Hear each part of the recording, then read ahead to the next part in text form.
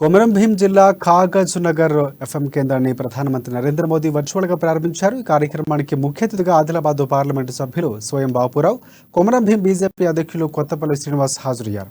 స్వయం బాపురావు మాట్లాడుతూ ప్రధాని మోదీ ఈరోజు 91 ఎఫ్ఎం కేంద్రాలు ప్రారంభించారని, అందులో భాగంగా కాగజ్ నగర్లో ఆకాశవాణి ఎఫ్ఎం ట్రాన్స్మిటర్ ప్రారంభించడం సంతోషంగా ఉందని అన్నారు. అంతేకాకుండా ప్రసార వాణి ద్వారా ప్రజలకు అనేక విషయాలు తెలిపే అవకాశం ఉంటుందని బీజేపీ నేతలు ఢిల్లీలో అనురాగ్ ఠాకూర్ని అడిగినట్టునే స్పందించినందుకు ఆయన కృతజ్ఞతలు తెలిపారు.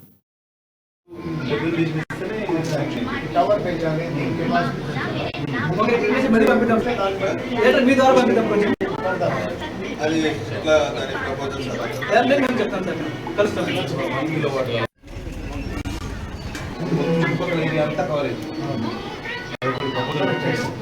లాస్ట్ టైం టవర్ పెంచాలి